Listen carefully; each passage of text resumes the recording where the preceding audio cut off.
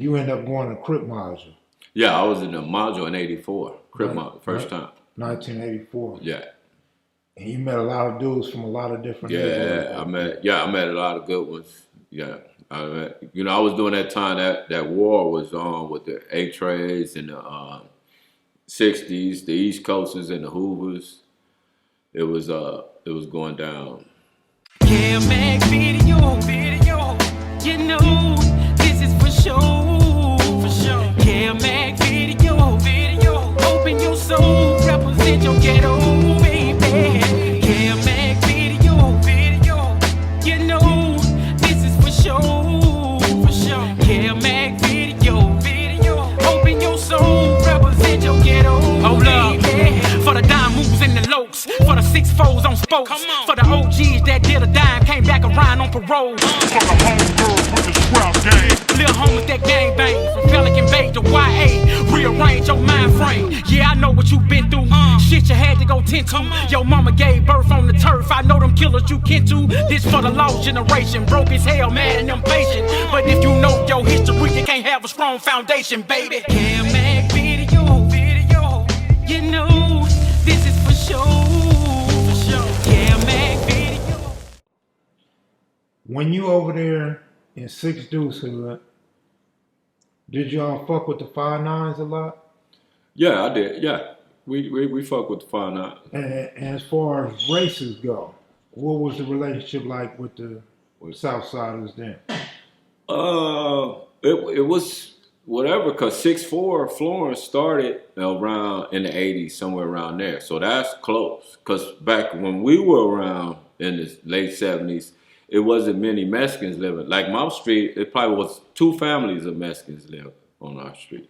But as time went on, yeah, the 6'4" started on Hooper and 64th. So it was interaction. But then around the corner, like on Quake Street, there was some Mexicans lived over there. But it was never no racial issue.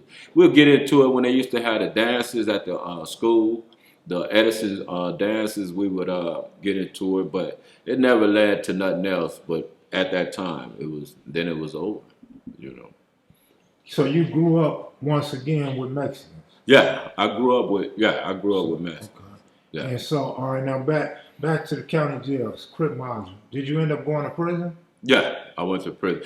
I was in there for a violation that time, YA violation. And I got out in '84. I went back in '84, and I finished my time out. I got out in '85. That's when the crack was cracking. That's when the everything was. Motherfucker had $1,000 in his pocket in 2 minutes, and that was so. So everybody was getting money. Man, everybody. And it wasn't really, no drive-bys. And it was just, motherfuckers was just making money, selling drugs. Just, it wasn't really. Was there ever a point where the F-13 started to take over, or any Florencia start taking over Bethune Park? No, not doing that. Nah, they wouldn't even. You at that time you wouldn't see it after. You maybe see 1 or 2, yeah, because the older like the veteranos, they would be up there, a couple of them, a few of them. Because I remember when the 18th Streets and the Florences would meet at Bethune Park to get their squabble on. I was a young kid right by, because I used to sneak in the swimming pool at night. And they be up there drinking, up there fighting, head up fights, calling each other out one-on-ones. What was you at during the 92 riots? I went to jail that night. I went to jail for that night. I went to jail because, on the east side, ain't nothing over there. Ain't no, it's just liquor stores. We had to go to the west side to go to McDonald's, because none of that was on the east side. And unless you go to Huntington Park, and that was, further east. But, yeah, I went to jail. They tried to get me for arson and what else? Burglary. The store was open. All I needed was a pack of cigarettes. And Firestone wasn't playing at that time. They was the only one. And when I came out the store, when I walked in the store, it was a little fire burning. And all I wanted was some cigarettes. I grabbed a carton of cigarettes and a bottle of Hennessy. And when I walked out, police right there, man. Motherfucker was gaffled up. All right, so you go to jail in 92. Yeah. How much did the racial politics change from when you left the module or did your violation and came back in 92? It changed a lot, but that particular day when that Rodney King uprising, when I was in the county in Wayside, as a matter of fact, the blacks and the Mexicans was together for maybe 2 days, beating up the white dudes. And you would have, these dudes were so afraid of their lives. You know, if you ever been to south, you know, they got the barbed wire gates. And the white dudes was able to climb that. That's how much adrenaline was flowing. They was hanging on the gate because you couldn't get them. Everything that wasn't black or Mexican was getting it. And that's how it was at that time. So they was trying to go over the barbed wire? Man, because you can't climb there, but they was up there. It was a couple of white dudes up on top of that gate. And if you ever been to South, you know, that's all dorm living, so it's open, the doors is open, so motherfuckers running, catching motherfuckers, and, you know, throwing blankets over motherfuckers, catching them on fire. So after them 2 days was up, what happened? Back to our normal, fuck you know, normal shit. The regular racial shit. Was there a lot of tension going on after the couple days passed? Yeah, it was. It was. You know, we was outnumbered, man. We was really outnumbered. Then I went to Medium North. That's when it was really cracking right there. Okay, see, and that's kind of what I'm saying. So when you go to the module, you know, prior to, you know, going through classification, prior to going to the module, there was a large black population of inmates, right? Yeah, but in 92, that was the only time I was on the main line. I never been on the main line. Always was 4800. Okay, Mr. Big Crip. No, not like that. No, it was just that was the spot, because that's all you know, you grew up with Crips, and to be around anybody that wasn't a Crip, it you know, it can't relate to them, like, you know. Yeah, of course. Plus, there's no denying it's always funner to be locked up with your homies. Yeah, with your homies. And with a bunch of niggas you don't know. It's just like when you went to 9500, you went straight to that corner. And that's where all the Crips at. Then we, you know, get together and who gonna get robbed and who, whatever, from there on. True story. Yeah. Talk about that, man. Talk about the robberies in 9500 back in the day. Ah, man. First, explain to the viewers, what is 9500? 9500 was, they had maybe 95, it was 9400, and I think 92. 9500 was the biggest dorm where they housed the people from court, the newcomers, whatever. Everything was in there. Everything. It's like an intake module. Yeah, it was an intake module, and then we was constantly counting. We was constantly going to the roof, and you know, it was very seldom you can, you know, actually relax in there. But that was the spot where you can make your money and come up. And we had a big ride in there. I mean, that lasted a long time. And this is like one huge dorm. One big old dorm, you know. Also known as the 9,000 floor. Yeah, 9,000 floor. So when you talk about robbing, explain to the viewers about the money bags. Ah, man. You know, motherfuckers. The shoes.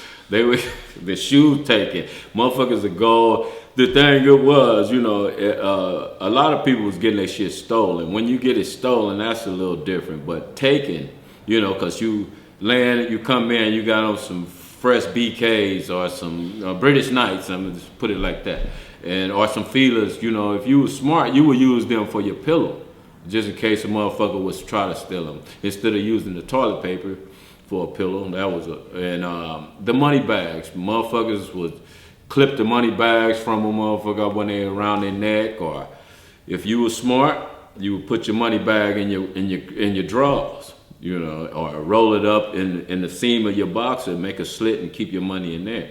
You know, just, you know, not to be jacked by just not to be jacked by the police, because if you have over $40, that's getting taken if you're getting jacked by the police. See, nowadays they don't have that. They got wristbands. So, yeah. So explain what a money bag is.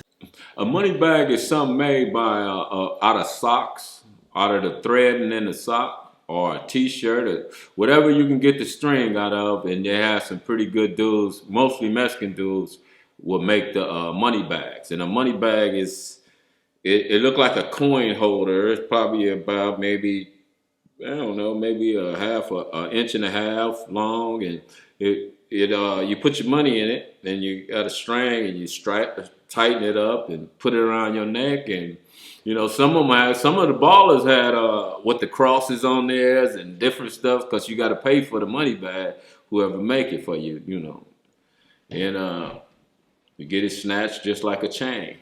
And blacks and Mexicans used to gamble together back then? Yeah, but oh man, back in the day, only thing we had is, because that was before the bunk beds and you don't sit on each other's beds, and we didn't smoke after each other. We played Bete Uno, 21 all the time, spades, any game. And if there was any issue with a Mexican and a black dude, take it to the back, and that was that. And Head up phase in the mid-'80s. Yep. No, none of that rat packing. But as time went on, when it was totally different. Because during that time, I was in Medium North. It was originally made for women. It was supposed to be a women's institution. Because if you ever been in the Medium North, in them dorms, you see no urinals. It's all toilets. And it's pink around. It was pink around in our beds. It wasn't no bunk beds during that time. And who was getting their money taken? Just mostly white dudes. White dudes that come in there, and some paisas, they was getting their money taken. But you gotta understand too, like Crips dominated the county for a while, and they. They ran everywhere. You could see a Crip everywhere. Even in the module, the module was full, and there was still thousands of them on the main line. And so, and a lot of motherfuckers that even you can be the hardest motherfucker, but somebody stole your shit. That's the difference. Mm-hmm. You leave your your legal folder. You got your pictures of your wife, your kids, and all that. Right there, and you come back, that shit gone. Somebody done stole it. That's a little different. That's why motherfuckers take stealing so serious in there. You get your hat brought to you. Yeah, those caused a lot of big fights back in the day. Yeah. So explain to the people what a wet 40 is. A wet 40 is $40 when you go to the visit. You get a visit, and the reason why it's wet, because back in the days they used to, acid, heroin, all kind of stuff. So they wet it, the seed. It goes through some kind of liquid, and it's wet, and that's what a wet 40 is. Your visitor come and drop it on your books, and you get it.